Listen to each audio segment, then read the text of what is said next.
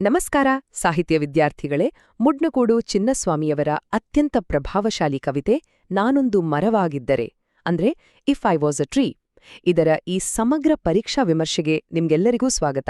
ಮುಂಬರುವ ಪರೀಕ್ಷೆಯ ದೃಷ್ಟಿಯಿಂದ ಈ ಕವಿತೆಯ ಆಳವಾದ ಅರ್ಥಗಳನ್ನು ಅರ್ಥ ಮಾಡ್ಕೊಳ್ಳೋದು ನಿಜಕ್ಕೂ ಬಹಳ ಮುಖ್ಯ. ಹಾಗಾಗಿ ತಡ ಮಾಡದೆ ನೇರವಾಗಿ ವಿಷಯಕ್ಕೆ ಬರೋಣ ಬನ್ನಿ. ಇಂದಿನ ನಮ್ಮ ಈ ವಿಶ್ಲೇಷಣೆಯಲ್ಲಿ ನಾವು ಏನೆಲ್ಲ ಕವರ್ ಮಾಡಲಿದ್ದೇವೆ ಅನ್ನೋದನ್ನ ಒಮ್ಮೆ ನೋಡ್ಬಿಡೋಣ. ಕವಿಯ ಹಿನ್ನೆಲೆ, ಮೈಲಿಗೆಯ ಅರ್ಥ, ಮನುಷ್ಯ ಮತ್ತು ಪ್ರಕೃತಿಯ ನಡುವಿನ ವ್ಯತ್ಯಾಸ, ಕವಿತೆಯಲ್ಲಿನ ಪ್ರಮುಖ ವಿಪರ್ಯಾಸಗಳು ಮತ್ತು ಅಂತಿಮವಾಗಿ ಕವಿತೆಯ ಮುಖ್ಯ ಆಶಯ. ಇದಿಷ್ಟನ್ನು ನಾವಿಲ್ಲಿ ನೋಡಲಿದ್ದೇವೆ. ಮೊದಲನೆಯದಾಗಿ ಕವಿತೆಯ ಹಿನ್ನೆಲೆ ಮತ್ತು ಕವಿ ಮುಡ್ನಕೂಡು ಚಿನ್ನಸ್ವಾಮಿಯವರ ಬಗ್ಗೆ ಸ್ವಲ್ಪ ತಿಳಿದುಕೊಳ್ಳೋಣ. ನಿಮ್ಗೊತ್ತಿರಬಹುದು, ಮುಡ್ನಕೂಡು ಚಿನ್ನಸ್ವಾಮಿಯವರು ನಮ್ಮ ಕರ್ನಾಟಕದ ಪ್ರಮುಖ ಧನಿಗಳಲ್ಲಿ ಒಬ್ಬರು. 1954ರಲ್ಲಿ ಜನಿಸಿದ ಇವರು ಸಮಾಜ ವಿಜ್ಞಾನದಲ್ಲಿ ಡಿ.ಲಿಟ್ ಪದವಿ ಪಡೆದಿದ್ದಾರೆ. ಜೊತೆಗೆ ಬಿಎಂಟಿಸಿಯಲ್ಲಿ ಹಣಕಾಸು ನಿರ್ದೇಶಕರಾಗಿಯೂ ಕೆಲಸ ಮಾಡಿದ್ದಾರೆ. ನೋಡಿ, ಅವರ ಕವಿತೆಗಳು ಸುಮ್ಮನೆ ಹುಟ್ಕೊಂಡಿದ್ದಲ್ಲ, ಅವು ಜಾತಿ ತಾರತಮ್ಯದ ನೈಜ ನೋವಿಗೆ ನೇರವಾದ ಪ್ರತಿಕ್ರಿಯೆಯಾಗಿವೆ. ನಾನೊಂದು ಮರವಾಗಿದ್ದರೆ ಎಂಬ ಕ್ರಾಂತಿಕಾರಿ ಪ್ರಶ್ನೆಯನ್ನೇ ಇಟ್ಕೊಂಡು ಸಮಾಜದ ಮೇಲಿನ ತೀಕ್ಷ್ಣವಾದ ವಿಮರ್ಶೆಯಾಗಿ ಅವರು ಅದನ್ನು ಹೇಗೆ ಬದಲಾಯಿಸಿದ್ದಾರೆ ಅನ್ನೋದು ನಿಜಕ್ಕೂ ಅದ್ಭುತ. ಅಂದಹಾಗೆ ಈ ಕವಿತೆಯನ್ನು ಇಂಗ್ಲಿಷ್ಗೆ if I was a tree ಅಂತ ಅನುವಾದಿಸಿದವರು ರೊಬೆನಾ ಹಿಲ್. ಸರಿ, ಈಗ ಕವಿತೆಯೊಳಗೆ ಹೋಗುವ ಮುನ್ನ ಮೈಲಿಗೆ ಅಂದ್ರೆ ಏನು ಅನ್ನೋದನ್ನ ಸರಿಯಾಗಿ ಅರ್ಥ ಮಾಡ್ಕೊಳ್ಳೋಣ.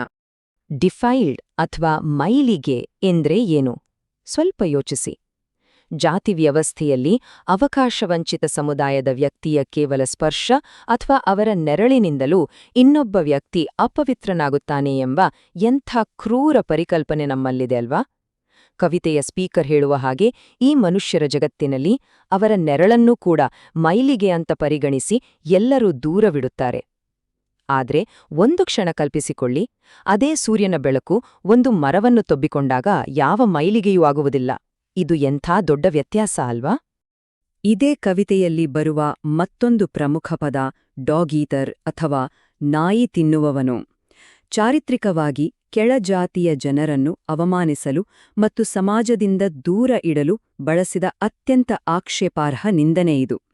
ಸಮಾಜದಲ್ಲಿ ಜನರನ್ನು ವಿಭಜಿಸಲು, ಅವರಿಗೆ ನೋವುಂಟು ಮಾಡಲು ಎಂಥ ಕ್ರೂರ ಭಾಷೆಯನ್ನು ಬಳಸಲಾಗ್ತಿತ್ತು ಅನ್ನೋದನ್ನ ಈ ಕವಿತೆ ನಮ್ಗೆ ಕಣ್ಣಿಗೆ ಕಟ್ಟೋ ಹಾಗೆ ತೋರಿಸ್ತದೆ. ಈಗ ನಾವು ಮಾನವನ ಕ್ರೌರ್ಯ ಮತ್ತು ಪ್ರಕೃತಿಯ ನಡುವಿನ ವ್ಯತ್ಯಾಸವನ್ನು ನೋಡೋಣ. ಇಲ್ಲಿ ಕವಿ ಒಂದು ಅದ್ಭುತವಾದ ಹೋಲಿಕೆ ಮಾಡ್ತಾರೆ. ಮಾನವ ಸಮಾಜದ ಕಠಿಣ ನಿಯಮಗಳು ಮತ್ತು ಪ್ರಕೃತಿಯ ಬೇಷರತ್ತಾದ ಸ್ವೀಕಾರದ ನಡುವಿನ ಸ್ಪಷ್ಟವಾದ ವ್ಯತ್ಯಾಸವನ್ನು ನೀವಿಲ್ಲಿ ಗಮನಿಸಬಹುದು. ಮನುಷ್ಯರ ಜಗತ್ತು ಹೇಗಿದೆ? ಅದು ಯಾವಾಗಲೂ ನಿಮ್ಮ ಗುರುತನ್ನು ಪ್ರಶ್ನಿಸುತ್ತದೆ, ನೆರಳನ್ನು ತಪ್ಪಿಸುತ್ತದೆ, ಮೈಲಿಗೆಯಾಯ್ತು ಅಂತ ಸ್ನಾನಕ್ಕಾಗಿ ಓಡುತ್ತದೆ. ಆದರೆ ನಮ್ಮ ಪ್ರಕೃತಿ, ಸೂರ್ಯನ ಬೆಳಕಿರಬಹುದು, ತಂಗಾಳಿ ಇರಬಹುದು ಅಥವಾ ಮಳೆಯ ಹನಿಗಳೇ ಇರಬಹುದು, ಅವು ನಿಮ್ಮನ್ನ ಯಾವುದೇ ಷರತ್ತುಗಳಿಲ್ಲದೆ ಅಪ್ಪಿಕೊಳ್ತವೆ. ಮನುಷ್ಯರು ಒಬ್ಬ ವ್ಯಕ್ತಿ ಮಾತನಾಡುವ ಮೊದಲೇ ಅವರನ್ನು ಹೇಗೆ ಅಳೆಯುತ್ತಾರೆ ಅನ್ನೋದನ್ನ ಇದು ನಮಗೆ ಸ್ಪಷ್ಟವಾಗಿ ತೋರಿಸುತ್ತದೆ. ಈ ಆರಂಭಿಕ ಸಾಲುಗಳನ್ನೊಮ್ಮೆ ನೋಡಿ, ಎಷ್ಟೊಂದು ಹೃದಯಸ್ಪರ್ಶಿಯಾಗಿವೆ.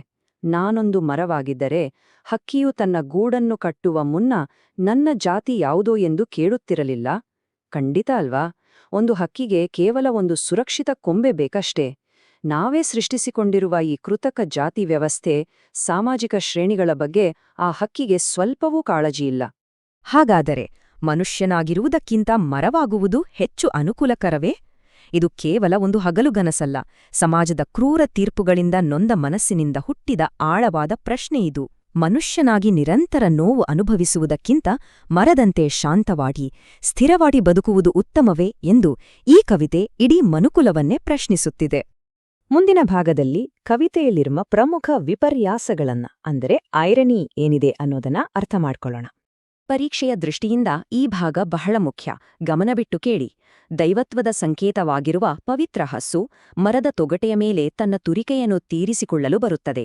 ಅಂದರೆ ಆ ಹಸುವಿನೊಳಗಿರುವ 300,000 ದೇವರುಗಳು ಮಾನವ ಸಮಾಜವು ಸ್ಪೀಕರ್ಗೆ ನಿರಾಕರಿಸುವ ಪವಿತ್ರ ಸ್ಪರ್ಶವನ್ನು ಈ ಮರಕ್ಕೆ ನೀಡುತ್ತಾರೆ. ಯಾವ ಸಮಾಜ ಸ್ಪೀಕರನ್ನು ತಿರಸ್ಕರಿಸುತ್ತದೆಯೋ ಅದೇ ಸಮಾಜ ಪವಿತ್ರವೆಂದು ಪೂಜಿಸುವ ವಸ್ತುಗಳು ಮರವನ್ನು ಹೇಗೆ ಅಪ್ಪಿಕೊಳ್ಳುತ್ತದೆ ಅನ್ನೋದೇ ಇಲ್ಲಿನ ಅತೀ ದೊಡ್ಡ ವಿಪರ್ಯಾಸ. ಈ ಕವಿತೆಯ ಗ್ರೇಟ್ ರಿವರ್ಸಲ್ ಅಥವಾ ಅತಿ ದೊಡ್ಡ ತಿರುವನ್ನು ನೀವಿಲ್ಲಿ ಸ್ಪಷ್ಟವಾಗಿ ಕಾಣಬಹುದು. ಬದುಕಿರುವ ಮನುಷ್ಯನಾಗಿ ಸ್ಪೀಕರನ್ನು ಸಮಾಜ ಬಹಿಷ್ಕರಿಸುತ್ತದೆ, ಪವಿತ್ರ ಕಾರ್ಯಗಳಿಂದ ದೂರವಿಡುತ್ತದೆ.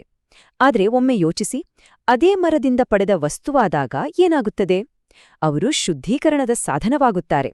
ಪವಿತ್ರ ಬೆಂಕಿಯಲ್ಲಿ ಉರಿಯಲು ಒಣಮರವೆಂದು ಕತ್ತರಿಸಲ್ಪಡುತ್ತಾರೆ ಮತ್ತು ಕೊನೆಯಲ್ಲಿ ಪಾಪರಹಿತ ದೇಹವನ್ನು ಹೊರುವ ಚಟ್ಟವಾಗಿ 4 ಒಳ್ಳೆಯ ಮನುಷ್ಯರ ಹೆಗಲೇರುತ್ತಾರೆ. ಅಂದ್ರೆ ಜೀವಂತವಿದ್ದಾಗ ನಿರಾಕರಿಸಲ್ಪಟ್ಟ ಗೌರವ ಸತ್ತ ಮೇಲೆ ವಸ್ತುವಾದಾಗ ಸಿಗುತ್ತದೆ.